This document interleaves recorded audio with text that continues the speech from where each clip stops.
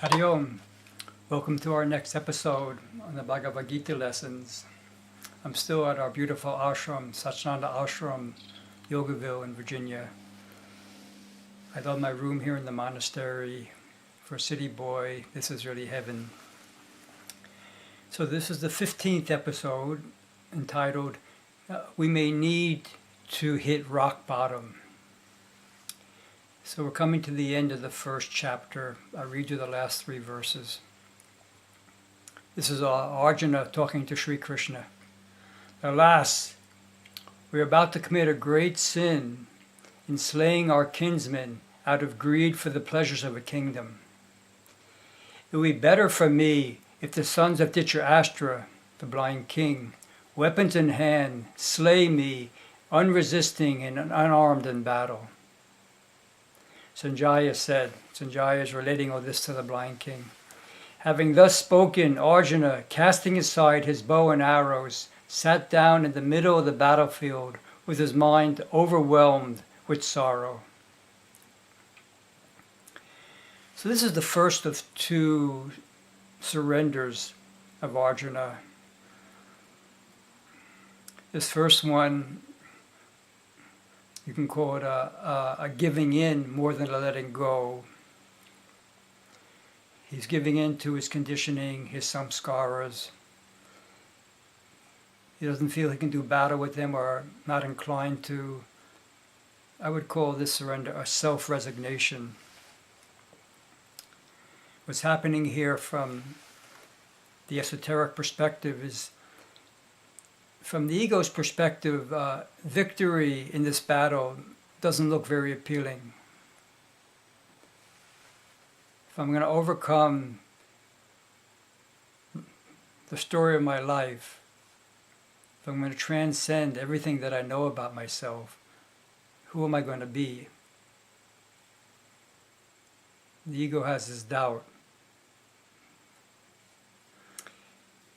In the Matrix trilogy, there's a scene where one of the rebels fighting the dictatorship, the tyrants of the artificial intelligence, it's too much for him, this rebellion. It's too hard on him. So he meets with one of the heads of the AIs, Mr. Smith. And they meet in a fancy restaurant, and this rebel is eating a steak. He's used to eating, if they show you the food that they're used to eating, it's kind of this glop. He's eating the steak, and he says, "This tastes so good. I know it's not real, but it almost doesn't matter. If you could throw in a few beautiful women and maybe a position of authority, I think I can work with you. I can spy on my compatriots."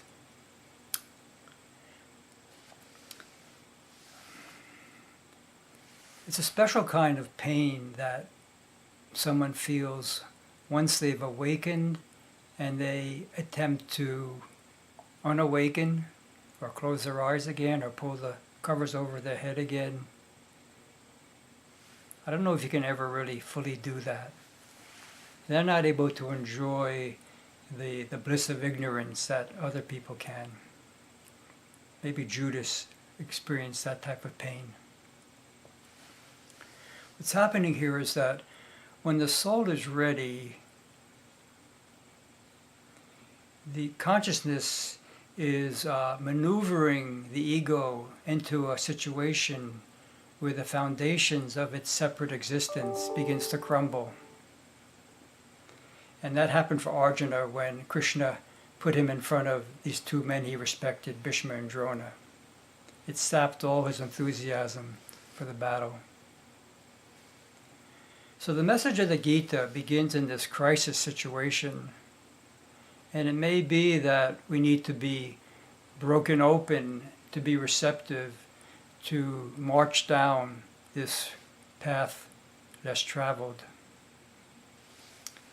So this first chapter ends called The Yoga of the Despondency of Arjuna. And it may be that this despondency is a necessary beginning of the path. We may need to all hit rock bottom before we can truly move on. But stay tuned. Things are going to pick up for Arjuna. I hope to see you next week. Om Shanti, Shanti, Shanti.